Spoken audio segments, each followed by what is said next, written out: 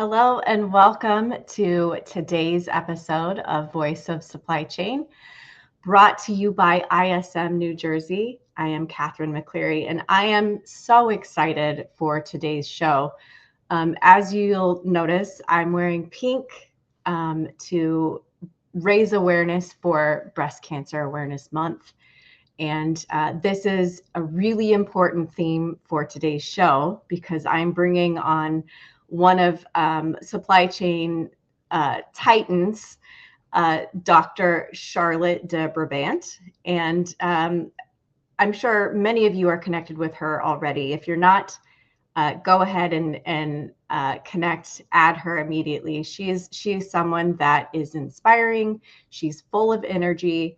But officially, she's what we would call a digital futurist. She's a negotiation expert, ISM Thought Leadership Council member, and an American Cancer Society advocate and board member. She's led global programs across industries. She's recently co-authored a book on AI, and we'll talk about that later on. We're going to cover some really important topics today, and most importantly, the resiliency that is Charlotte. So let's get right into it. I'll add her to the stage. Hello, Dr. Charlotte. Thank you for Katherine. joining me. Yes, hi. And decked out in pink as well.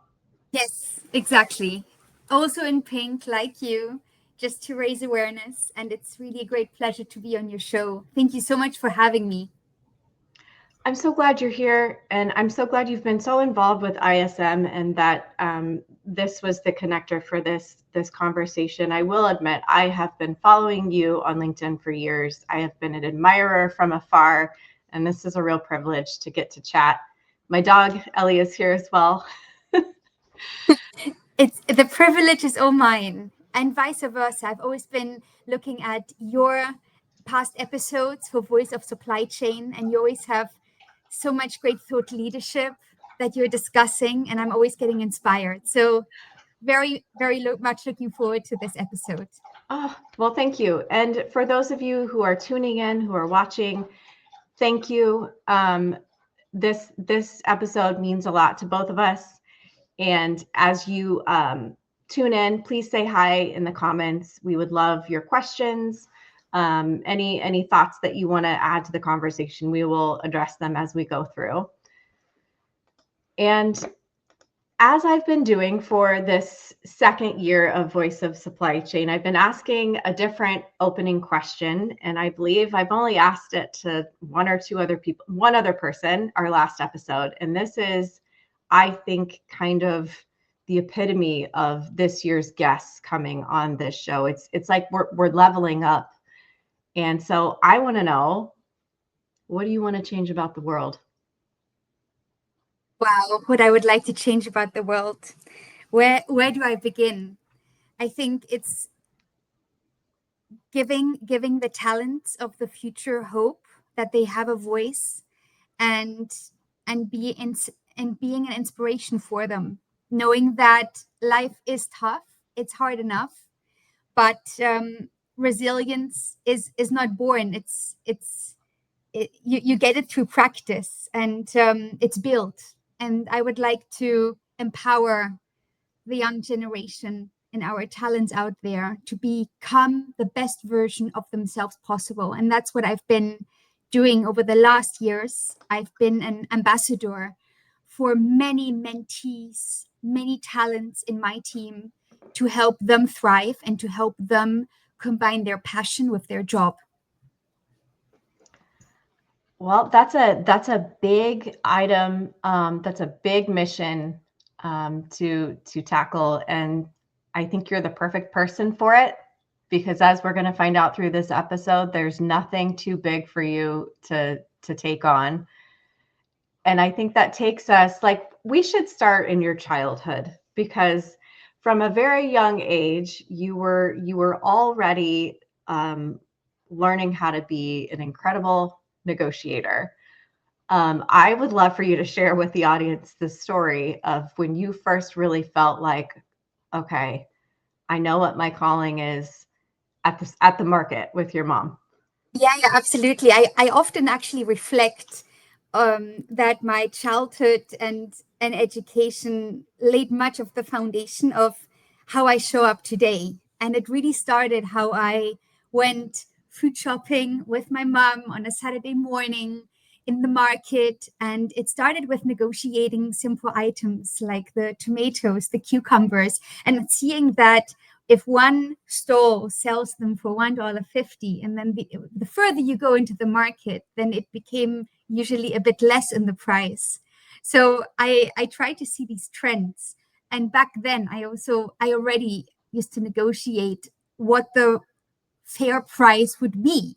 What am I willing to pay for that good? And I will actually never forget this one story that I shared with you, right? When I was just 10 years old, and I got so into this negotiation, and I really wanted my mom to get her goods. But I got so carried away and so emotional about the price on the calculator. I ended up like one time smashing the calculator, and I said, "Mom, we're leaving." So that was kind of the start, the how I then realized that the owners started running behind us and said, "No, no, okay, we take your price."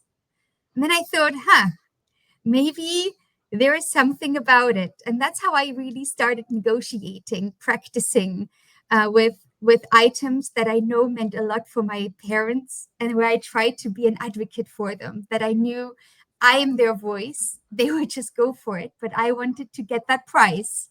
So that's how it began. And it evolved, as I then completed my studies and then started my career. I was looking at job options where I would then have that interaction with the other partner. And then I learned how this art of negotiation, gosh, it's just so unexplored. There's so much to it. Negotiating with all these different tools we have, negotiating with different cultures in different languages. So, Catherine, that's a little bit how it all started. And I know we've just opened up, a whole world of conversation with that. And I want to say before I go back to the question I want to ask you, I think that procurement and a lot of roles within sourcing and supply chain, I know that a lot of people really focus on negotiation, but I don't know that it is as common. Like my purview is IT and IT procurement. It's a lot harder to negotiate a SaaS contract, but it is doable and it should be done. And so I just want to highlight the fact that you recognized at a young age that you can be a negotiator and foster that skill. Like that's everything. Like every job that came after, you've used that skill set. Oh, absolutely. Because frankly speaking, the opposite cannot know what you would like to achieve. They don't know what you are thinking. They're not in your head. So I've learned at a young age that you need to say upfront what it is that you desire to achieve. Maybe not now with the exact price, because you don't know where the story the journey may go. But but I realized at a young age that I enjoyed negotiating, and I never would have thought that I can make my little fun enjoyment to my become my actual work. But you never know. There are always passions that you have, and then trying to develop your passions for your daily job. Because frankly speaking, we spend the majority of our life working rather than being at home or being with our family. So then we might as well do something that we enjoy. Agreed. And just want to mention we've got a few people joining. Hi, Dennis. Hi, Jorge. Would love to know anybody's best items that they've negotiated, best contracts you've ever negotiated. Pop that in the comments. I would love to see it. And I also want to touch on, before we start like going into your career, I want to paint the picture of Charlotte as a kid, where you grew up, and the type of school that you went to and the type of activities that you did at that school, because I think it tells us so much about your character and, the resiliency that you've carried from Yeah, childhood. absolutely. So I I had the big privilege of growing up in a school with multi geographies. We had 55 different nationalities. We had it was in the middle of the Swiss mountains, on top of a mountain actually, and every day was a matter of hiking up that little hill just to go to your classes. And if you forgot that pencil, you had to hike all the way back down to get it, or you get this whole punishment system, like labs we used to call it, where you had to copy out the school rules for 15 minutes.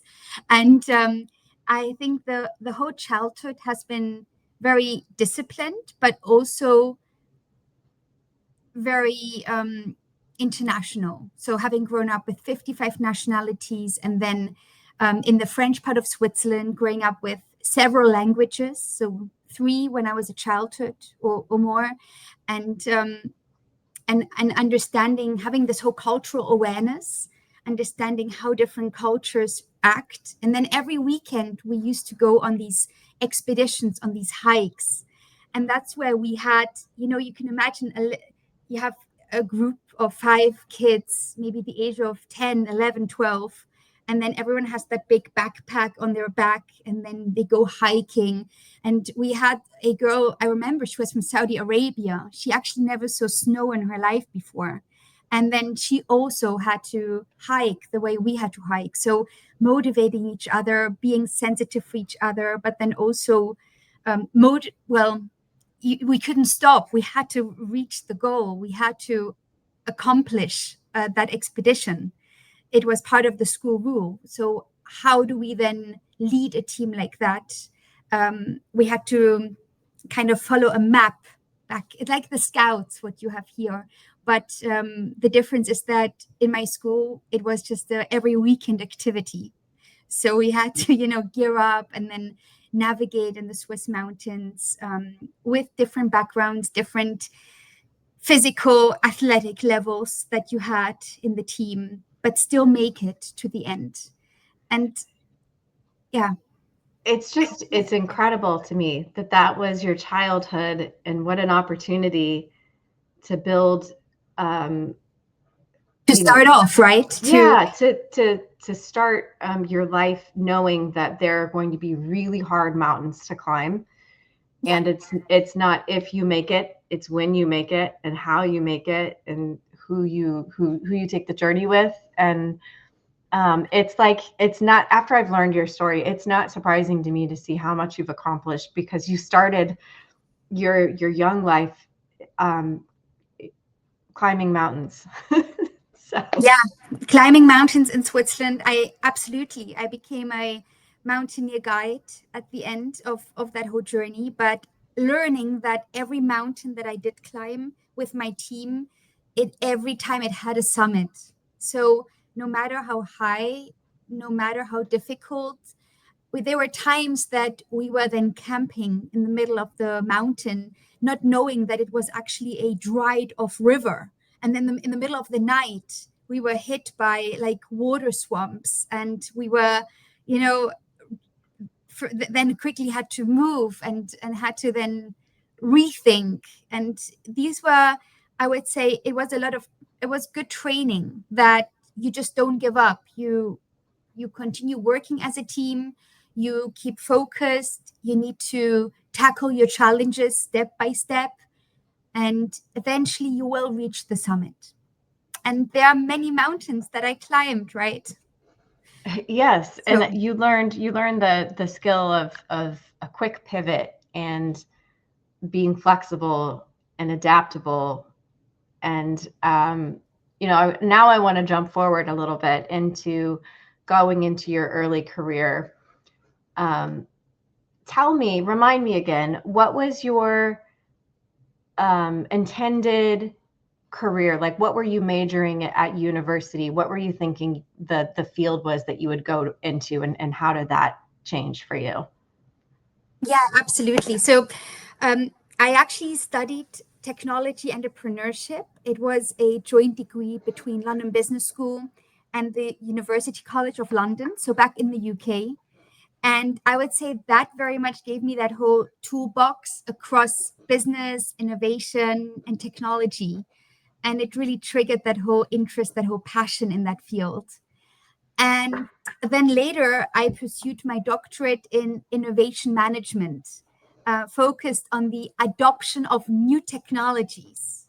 So through these years, I try to explore different disciplines, not just in procurement, but then also business strategy, technology, and then that whole notion of how people adopt to change. And that is what we are dealing with everywhere in industry, at the workplace. How do you adopt to change? How do you go about it? And so this was a little bit of my education. So not procurement at all, Right.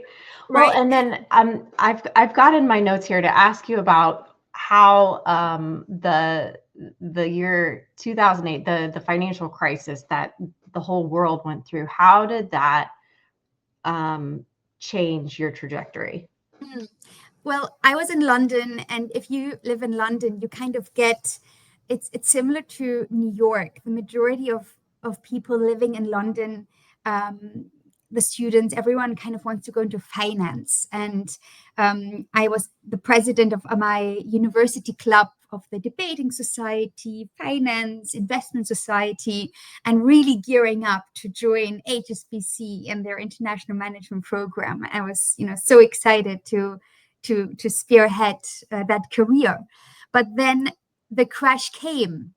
So as we all know, overnight, all my colleagues, they lost all their jobs at Lehman Brothers and so many other banks, where we were hit with these news. And also all the graduate jobs. So also me in that situation lost my offer. So then again, adoption to change. How do we find a solution? It's again a hurdle. But instead of me just being sad and just taking a gap year and not doing anything, I then took a leap of faith, went a step forward, and reached out to all these professors, which in my case, where they had that joint degree with London Business School and the University of College of London, and I got into that one degree in order to then find another solution and do a master's degree. So even though I was faced with one challenge, with one mountain, trying to then find the next solution and maneuver. And that's how I then navigated that whole financial crash and did another year, an amazing master's program in my passion, which then opened up a lot of doors after that whole master's degree, after that 1 year. And that's how I ended up then joining the Volkswagen Group afterwards. My next question, because the negotiation academy is legendary, right? So okay, tell us about that experience.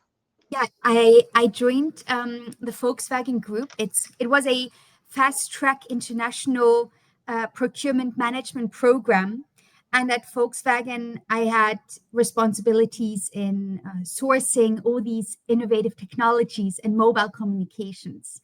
But in parallel, when you begin, you also enroll in a procurement negotiation academy where they teach you all these 55 procurement processes. So, back in the days, we had this whole notion these are the processes that we've done for the last 50 years, learn the processes and then execute. Of course, since I began my career, work life has changed drastically, and I would never ask a talent nowadays just to learn 50 processes and start their work. But anyways, this is an amazing way how I began my career back then. And working for the Volkswagen Group, they own 12 different car brands, so you were exposed immediately with such wide variety of luxurious cars, but then more the people's cars. And I had a placement in China for a year and a half, where I then also got to lead one of the local projects, negotiate with the Chinese suppliers. And oh my, that was an experience. Because the beauty is, I also I learned Mandarin during university, so I was listening to what the suppliers were telling each other in Chinese, and then I was translating it to my German colleagues at the negotiation table. So it was a fun experience. What, if you could narrow down to maybe one or two, what were the top like negotiating tactics that you learned and from your time at Volkswagen? A variety. So when I worked in China, for example, it's very important for the Chinese to receive a business card in both hands. And we were then exchanging the business cards. I was looking at their business card, giving them the eye contact, and then place their business card on my table. But then during a negotiation round, I deliberately decided to leave the business card, their card, on my table, wondering whether this business will be so important for them. So they would run behind me and give me that card. And this was a tactic just to show I have other vendors, I have other suppliers. It's just like at the market. Yes, yes, yeah, absolutely. It's that market experience, rather than ran behind me and then said, "Oh, you forgot my card. Please do take it." So that was one tactic. Another tactic was actually that was a negotiation I will never forget in my life. One of the big negotiations where you negotiate petrol tanks for the cars, so where you put in your gas. And we had the vendor in front of us. They were like six individuals from the vendor, and then it was just my boss and I. And I'm sure he would remember that negotiation if I tell him about it. It was him and I sitting next to each other. It was probably my very first negotiation, and in the first 2 minutes, everybody was just staring at each other without saying anything. And I tried to like squeeze my leg so I wouldn't smile. And and I was just looking, I was thinking, what is going on? And it was really this whole notion of who will start first. And then the vendor went, "So how can we proceed?" And then my boss said, "Well, what did you bring for us? What savings?" And then it was silence. And then, it was so much tension in the air. And I could really just feel the sweat tumbling down my forehead. This whole nervousness, this anxiety. Is this how we're supposed to negotiate at work? And that was really one of the most extreme negotiations I've ever had, because we were just staring at the watch, 5 minutes, 6 minutes. And they probably exchanged a couple of sentences. And that was it. No savings. They were asked to leave. So it was really interesting, that sort of negotiation. But then fast forward, let me give you a third example. I then joined Porsche, and I was in charge for all of the marketing negotiation, especially the motorsports. And that's where I got to lead these negotiations by myself. For Le Mans alone, we had like over 300 negotiations. But that's when I realized negotiating, you can't just be the bad guy. It's a collaboration, because you need each other. And that's when I realized I was going to, let the other one speak, hear the other one, let the other ones bring ideas to the table, and really start a partnership, a relationship. And it got to such an extent that I had vendors call me up. And it was really a partnership when I told them I do need a higher discount for that negotiation, and what can we do to get to that agreement. And I realized that it was a very different change, a different way to negotiate. Yeah, there's the room of tension and being an immovable object Yeah, and where you're holding a lot of power, right? And then into, I think, more modern negotiation is, okay, there's a job to be done here. We're both trying to achieve something. How can we both get there? And what's the saying? If you walk away, if both parties walk away from a negotiation happy, then it wasn't a good negotiation. So there's like push and pull to get, to that ideal end state. absolutely. And you you learn how then to build real relationships with suppliers, where you can then go into this phase of trust and then have this push and pull effect. But How exciting was it to work for Porsche and be in, able to contribute to those massive racing events? Like Le Mans is massive, legendary. yes, Yeah, like my son is a teenager. He's obsessed with racing, and he talks about like historical Le Mans races and can tell me the drivers who got, whatever place and whatever segment of the race. And I know so much about that through my son. I can't imagine being there and being a part of those negotiations. absolutely. You negotiate everything just for that one long endurance cup race. And when you talk about these WEC, these long endurance cups, these are all of the motorsport races more than 12 hours. So what we did, we have a whole series globally, and one of them is Le Mans, for example.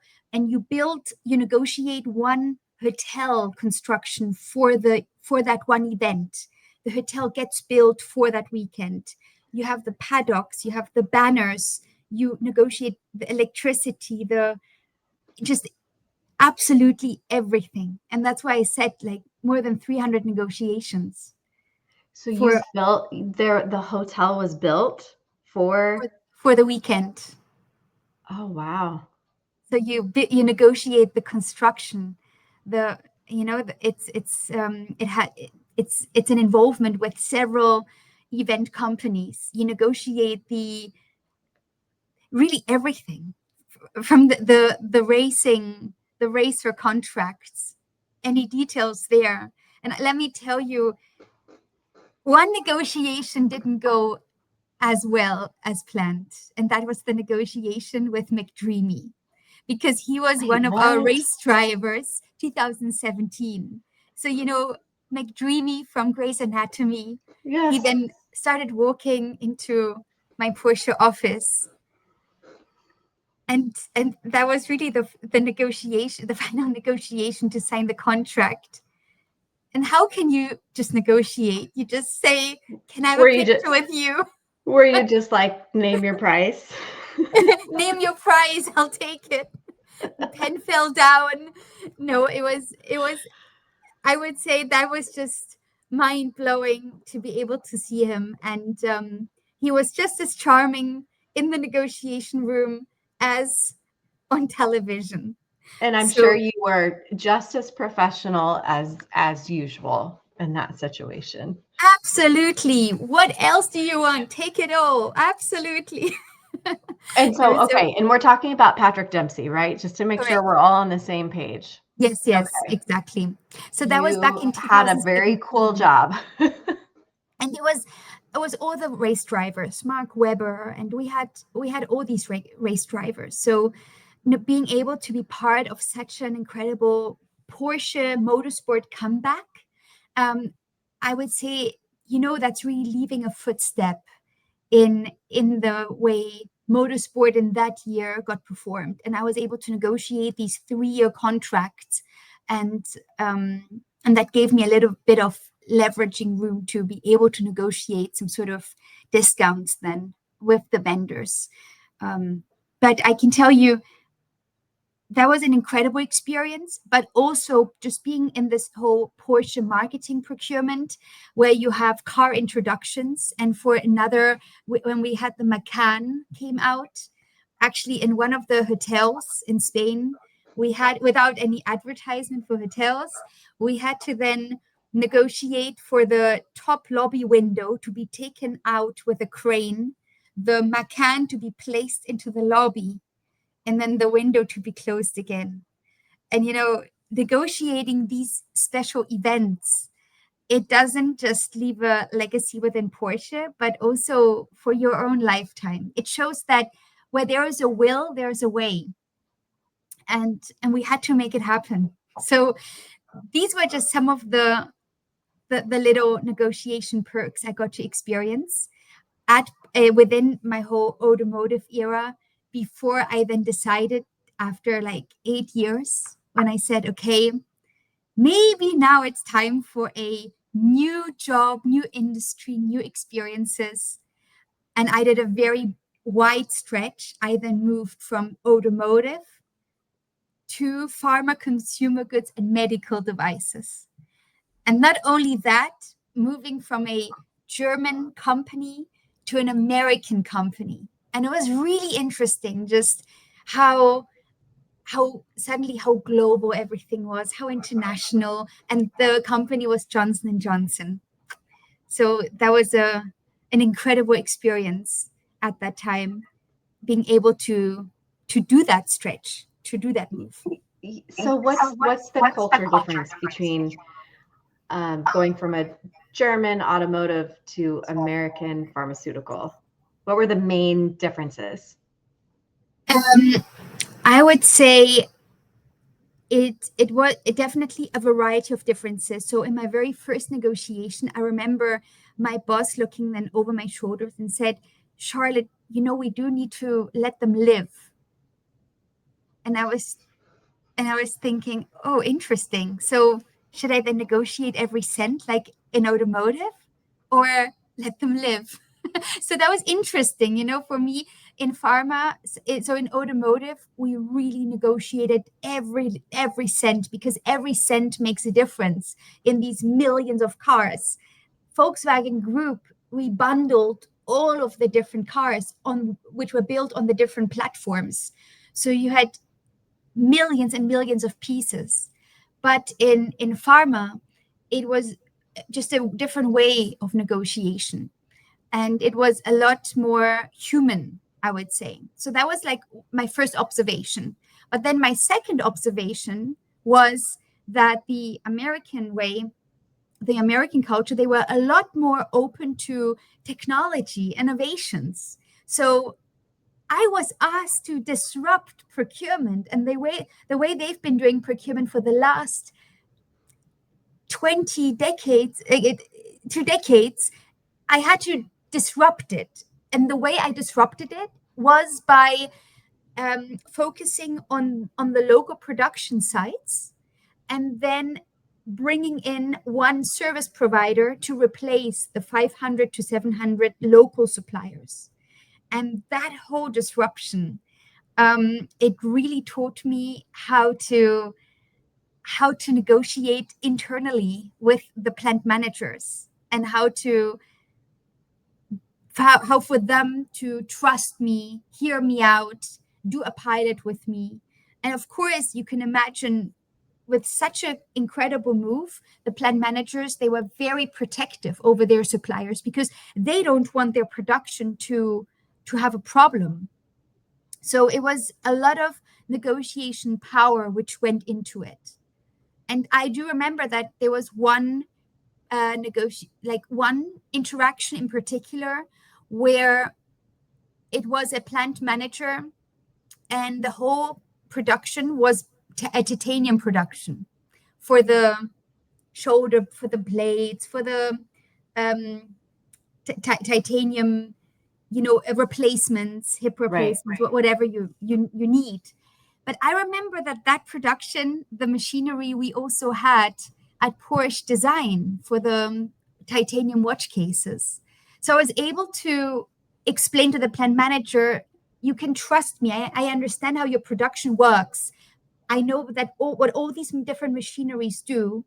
And I explained it to him and really built my trust by showing him that I know what I was talking about. I wasn't just an office girl. I was actually working in the production. And actually, just to round things up, that's where I also began at Volkswagen. When they put me into this international management program, I had a 6-month rotation working in the production.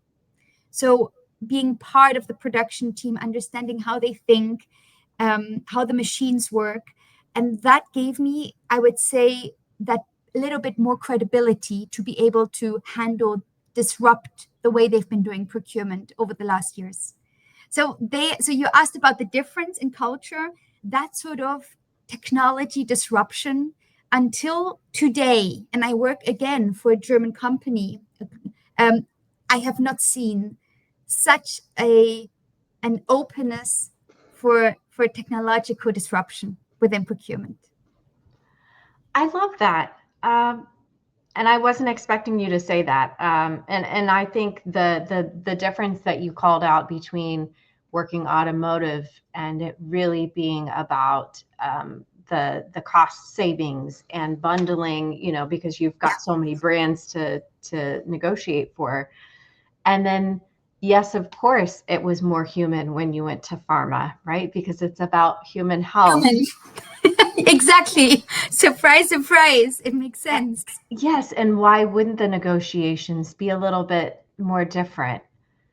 Yeah. The impact is human life, right? So.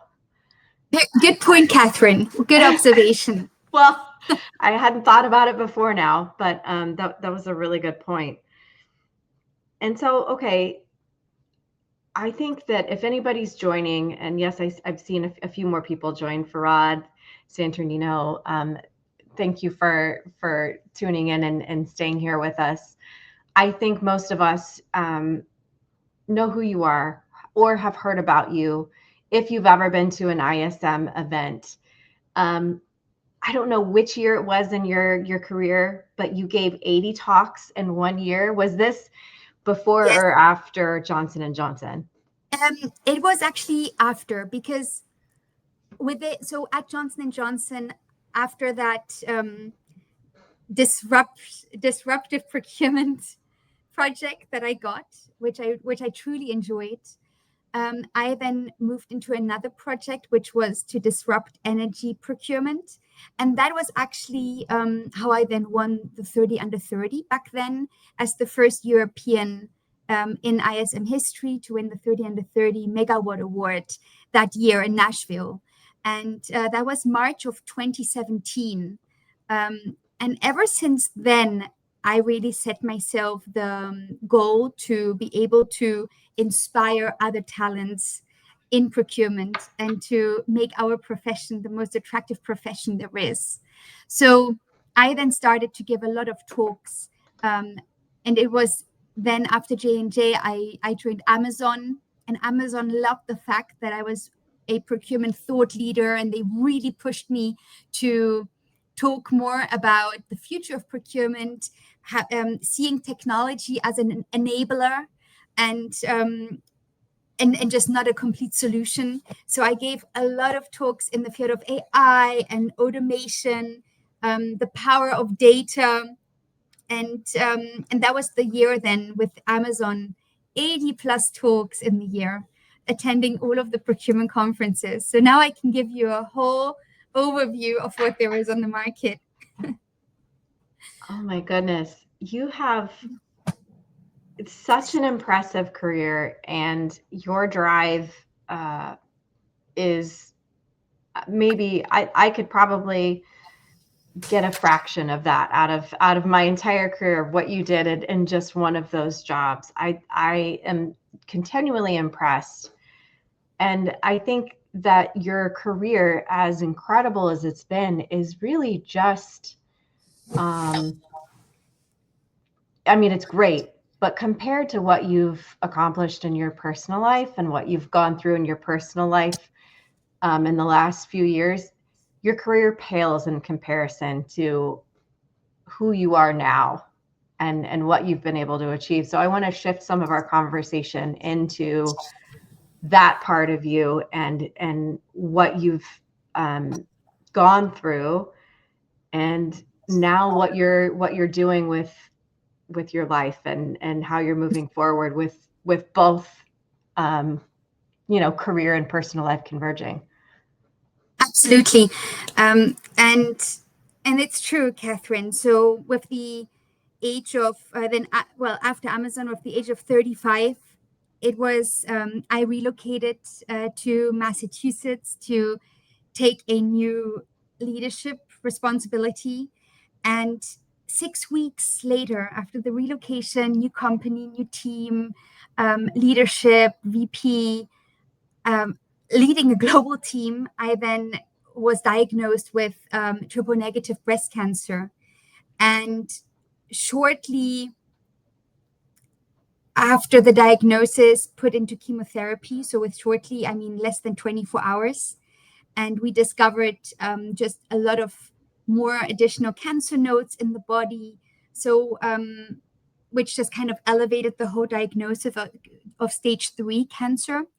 And it was, extremely terrifying and disorientating, that whole experience. I was navigating a new country, a new job, thinking about my family back in Europe, my dreams that I worked so hard for since my studies, always I just constantly at each company did my utter best to be a loyal team player and to produce the best results, to be a thought leader in the field of procurement and supply chain management. And at first I couldn't believe it. I questioned why me.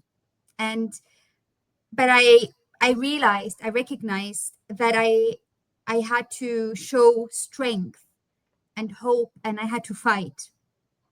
So I would say that was really what then changed my personal story to this whole picture.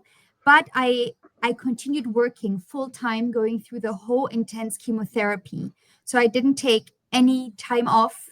I worked the whole time, which helped me to keep a structure, which helped me to remember who was that strong girl back in Beijing, back at Volkswagen, back at Porsche with Patrick Dempsey negotiating. And Patrick Dempsey, he's actually an ambassador now of the American Cancer Society, also advocating for breast cancer awareness. So it's course he is. It's everywhere, So I made sure I stayed true to myself. Also continued with my thought leadership, giving podcasts with and without hair, giving a couple I remember. Right, and on stage performances, once wearing a wig, but then never again. Then I just continued with hats. So it was being true to myself and still contributing to thought leadership by then publishing a book on hyper leadership, the future of leadership, how we lead in these uncertain times. And then my second book, which I will also talk about, on AI. And Katherine, there was nothing better than sitting in this chemo chair and constantly reading up on AI. Back then, not agentic AI, but generative AI when it came out, and really understanding how that will disrupt our industry, just because it helped me not to only think about cancer and survival. It helped me to just also remember who I was. And I was I am that driven girl that will not get defined by cancer. It's part of my story, but it's not everything. And that's why I thought it was important to continue working on my passion at that time. Did you ever feel like there was a moment where it would be hard for you to essentially negotiate for yourself and your health? Did you find a moment where you're like, I don't know how to do this, even though you've had all these other, trials before and have climbed mountains? Did you ever feel those moments of being unsure? Yeah, I mean, that's a powerful question. So negotiation is not only in the boardroom, clearly. it lives in how we negotiate internally and externally for our health, for our dignity, for our dreams. And ever since my diagnosis, I knew that I have not yet achieved all my dreams. This cannot be the end. I'm going to get through it, just because I haven't finished the end of my journey that I really set myself so hard on. So I learned that advocating for my own medical care, that became, I would say, just the pillar of it all, because getting that diagnosis at such an early age with no cancer background whatsoever, it's very rare. So constant advocating and understanding also my negotiation boundaries, like deciding when to rest, when to say no, when to protect my energy, and learning that no is actually sometimes the most powerful word. So I think that these are, ways how I learned to negotiate for myself with my medical team. I had global experts, a whole support network working on my case, and you had to be in sync with your physical, mental health, having maybe small rituals, rest, in order to regain the energy back, the strength back. And do you feel like you're like a different person now, right? Like I remember in our first conversation, you said normal doesn't exist anymore. This is the new you. You're absolutely right. The after is sometimes even harder than the fight itself. And when you're in treatment, you have a very clear focus to survive. And then once it ends, you suddenly face the silence. And that's when the real healing begins. For me, navigating the new normal meant redefining success. And I used to measure my worth by achievements, by speed, by results, always results. And after cancer, I learned that slowness is not a weakness, it's wisdom. I began to prioritize balance over burnout, purpose over pressure. So physically, it took me months to rebuild strength, but also trust my body, I would say. And then emotionally, I had to make peace with uncertainty and the constant checkups, the fear of reoccurrence, which is very high, which I'm faced with still on a weekly basis. And I found, I would say, grounding in mindfulness, journaling, and having these little rituals, like going for my walks. I have one particular walk where I see the planes, and always seeing where the planes come from, and just dreaming. So I think this is really important. And then professionally, I became a lot more intentional, I would say, now in this new normal. I ask, what kind of impact do I want to leave? And that question, I would say, became my compass right now. So, I'm really trying to do the work that I do. I'm not. It's not a matter of just climbing up the ladder and just the fastest and then just the quickest. Right now, it's the impact that I'm leaving, and I'm really working together with my team and with my leaders and trying to empower others in this profession. So yeah, it's a little bit of the new normal, I would say. It's a little different, but certainly not a lower level of intention and effort than previously. I think, true to your form, you are excelling, but now you've got a little bit more direction. And I love that you said purpose over pressure. Mm-hmm. I need to hear that. A lot of people need to hear that. I think that's like the message I'm taking away from this today is purpose over pressure. And I want to give you a moment to talk about the book, that the second book that you've written, because it is very timely. Yeah, absolutely. So it's just my latest book. It's on AI. It's on data. How data, we all have a data flood that we are dealing with each day, and that book.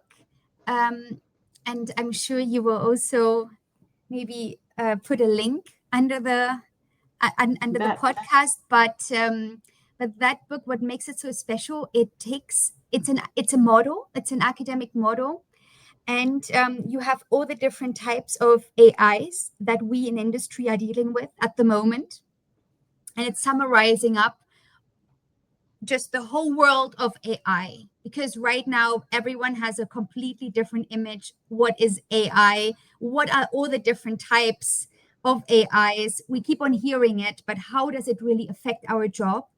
And in this model, I give practical examples for each of the different AIs and how it affects us in industry.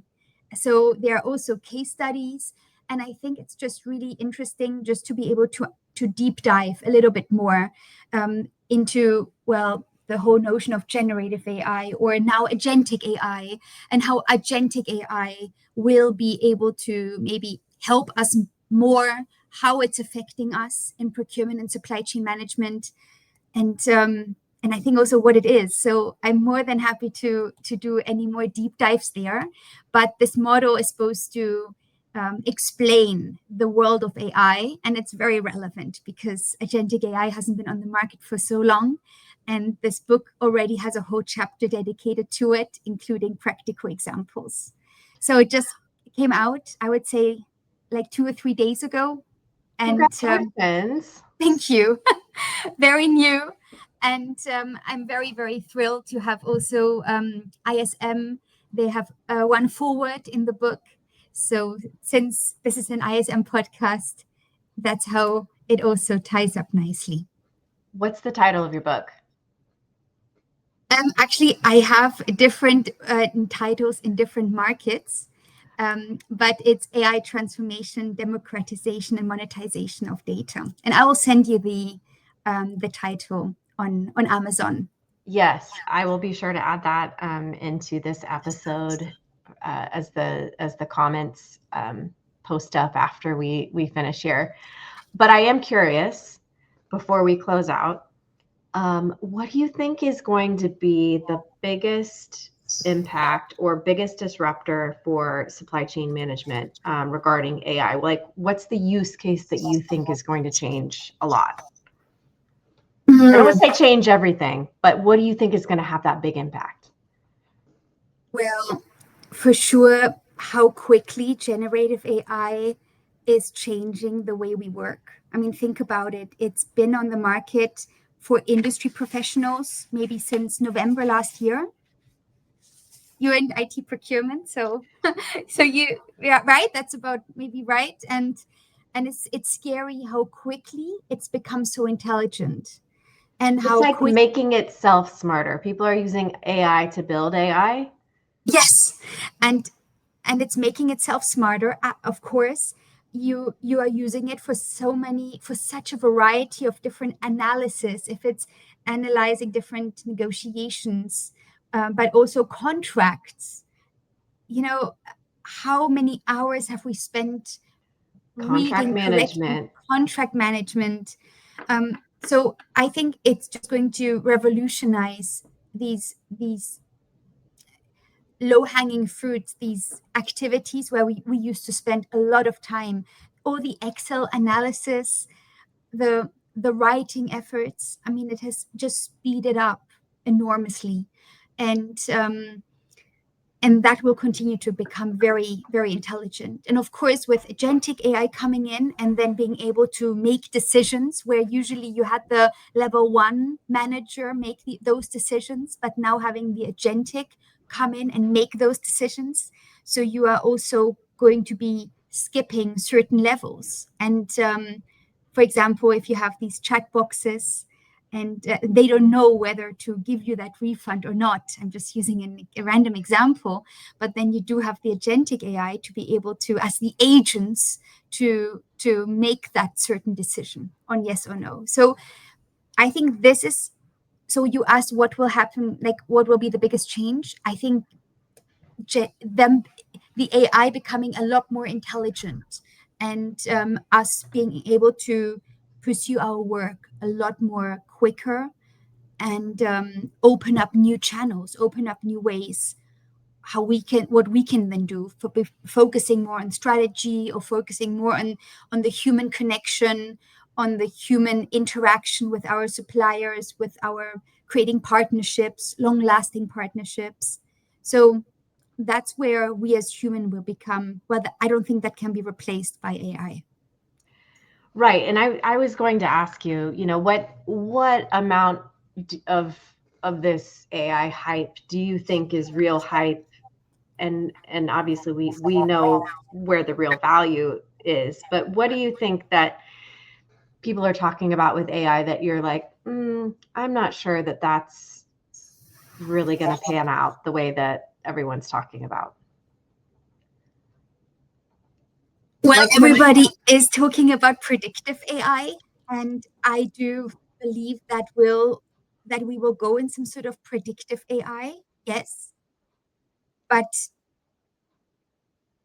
the future we will find out. But being able to have a fully automated predictive AI doing our purchase order, that is without the human, that is something that I'm very curious to see, to be honest, in the future. So that's where I would say I'm happy to explore how that will work out. And with the speed of AI right now, who knows how soon and how fast things are going to develop. I think I'm hopeful that it will continue to be a support and a way to accelerate versus completely losing the human part of business and the way this world runs. Yes.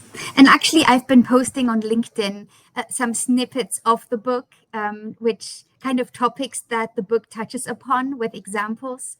So feel free to follow me on LinkedIn and get more insights on the different chapters of the book. Yes, please follow Charlotte. And I wanted to take note here before we close out that Brian Liebforth, who is a former coworker of mine, I love Brian. He's at Kloopify. He's mentioning here, he met you 3 years ago in London, and is saying how kind and positive you are. And you're a great example for how we should all tackle the challenges of life. I could not agree more. And I feel like this episode is so special. You're the perfect person. You guys, this was not super intentional for Charlotte to come in October. It really just worked out. It was very kismet. I've lost family members to breast cancer, and I've had coworkers, young with breast cancer. And I think that this is the kind of conversation that we should be having, that there was a before, but there is a during and an after, and there is so much story to tell and to live. And you're just the poster child for kind of that motivation that I think probably maybe people need and then aren't sure how to ask for or can't find it. You're not quiet about this passion that you have for the industry and for people. And so I would love if you could leave us with just one extra contribution. I know you've given so much and you've shared so much, but on the topic of like self-advocacy and for breast cancer awareness, one thing that everybody should take away from this. Your voice is your power. Don't wait to be asked, but be courageous and negotiate for yourself and share the truth. Perfect. Negotiate for yourself. Your voice is power. You all heard it from the doctor herself. What a great episode. Thank you for joining me, and thank you to the audience for tuning in. I so appreciate you listening to the end. Um, if you didn't get to catch all of it, as soon as we finish up here, you'll be able to go back through and listen. And if there's any other episodes that you want to catch up on, we've had an incredible set of guests this past year. Go to ISM New Jersey's YouTube channel and you can catch up on all of those. Don't forget to follow. And that's all I've got. Charlotte, thank you so much for joining me. Thank you. I just want to close it out and say, head up, chin up, eyes forward.